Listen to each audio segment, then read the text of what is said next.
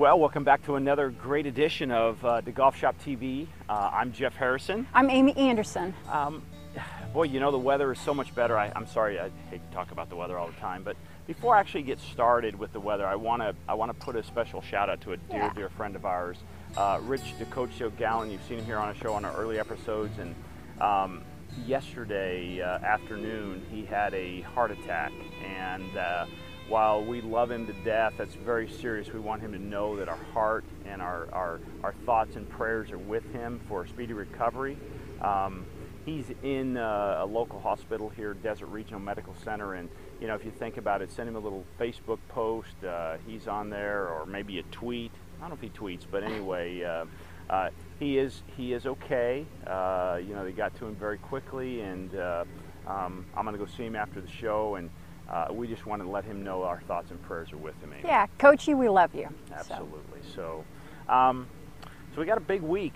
First of all, I guess we should wrap up. God, what was last week? Oh, PGA Championship. PGA Championship. Go Rory. Wow. Whew, what an impressive swing he has.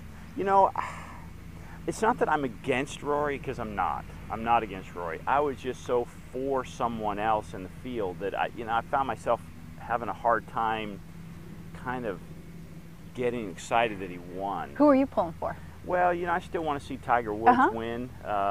You know, I want to see him kind of get off the schneid, if you know what I mean. It's like getting out there and you're in a group of people and you're not making a birdie. You want to get that birdie under your belt and move on.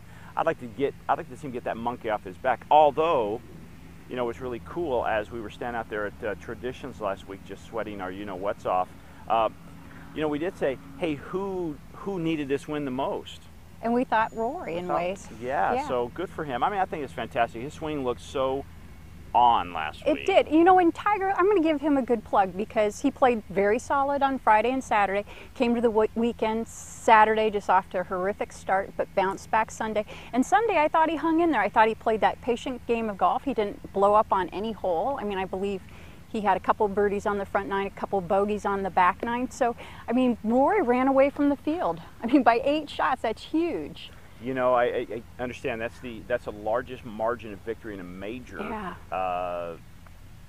the PGA Championship since Jack Nicklaus. Yeah. So, you know, there's another little feather in Rory's cap, if you will. I think that's great. Yeah. Now the course played super tough last week. Friday's scoring average in those winds was 78. But how about Vijay Singh shoots a 69 in that wind? One for the old guys. I think that's I know. great. I was actually kind of pulling for him on Sunday, and it was sad to see him kind of fall back, but you know, he was impressive. You know, that's one of those swings where sometimes you think a shorter, tighter swing would work better in the winds, you know, versus, hey, if you put a sail up in the winds, you're just going to catch a lot. But, you know, he's long, he's smooth, he's fluid, and, you know, he's worked awfully hard. He's worked harder than he normally does, which is hard to believe. And I think that's throwing down the gauntlet for the Champions Tour. Oh, I know. Ooh. I can't wait for him to get there, although he doesn't want to really go there. He wants to stick with the PGA Tour, so go Vijay. I think that's great. Yeah. You know? And then what about Poulter on Sunday? Ian Poulter, geez, I was so excited about seeing him play, and he played really well. You know, hopefully that's that little spark. You know, I don't know what's been missing or what's that one extra thing for Ian Poulter, but I was excited to see his name on the leaderboard and see him playing so well. I love him. I mean, he's a street fighter. He's one of those guys. He didn't grow up with, you know, psychiatrists helping him with his golf game or at Bradenton, Florida. He grew up just a normal kid, worked in the golf shop and as an assistant professional, made his way on tour, and he's just a fighter. Always wins in match play. Yeah, I love it. I love it. You know, you texted me and we were talking about that about Ian. I thought Ian Poulter would have been, not that Rory's not, he would have been a great champion just because of, hey, he's just going to tell you the way it is, right? Yep. I mean, I've seen him on TV on the morning drive. I love watching it when he's on there. You know, not that I don't want him to start playing golf, but man, what a great career he would have doing that. I love Ian. Anyways, and then probably one of the biggest stories of Sunday has to be Carl Pettersson. Good round of golf. Unfortunate way to start. Yeah, but bounced right back with 3 birdies, huh? He did. Yeah. Now, we've had a lot of people ask us about the penalty. He was in a hazard, or in a lateral hazard. His ball was playable, and on his takeaway, he, by mistake, brushed a leaf. Oops. So, penalty of 2 shots. Yeah, you know, anytime, Amy, that somebody takes a swing and you're inside a lateral hazard, that lateral hazard, everything within that even if it's not attached. You know, what if it's a cup or it's a leaf or it's a branch, that becomes part of that hazard. Yeah. And so he touched it, and you know, that's a 2-shot penalty. Yep. Followed by 3 birdies. Absolutely. So that was pretty exciting. So we've got a really neat week coming up this week. We do. What do we got going on, Amy? Well, it's the Wyndham Championship, and now this is the last event before the FedEx Cup or the playoffs actually start. Little race going on there. Yeah, so it's an important week for a lot of players. They're playing in North Carolina, which happens to be where Carl Pettersson grew up, just down the street from the club. It's not a long drive from Kiowa. No. It's the Sedgefield Country Club. Okay. So, anyways, good week. A lot of people on the bubble. Who do you think really can? You know, hey, John Daly's really close. He is. John Daly is 137th, and he's never played in a playoff before. Isn't that amazing? Yeah. But I think, you know, when he was at his, I'm going to say, when he was more in his glory, if you will, we didn't really have the FedEx Cup. No. You know, there was no FedEx races. And so, you know, he's kind of quietly put himself back on the map by, you know, spending time in Europe, where he said, hey, I can just play golf. And we didn't even talk about him last week. He did quite well. He was on the leaderboard. T18. Yeah, very nice, very nice. I mean, his one shot would have taken him into the, if he had a shot one more under par, I believe he gets him in the top 10, well, 11th place.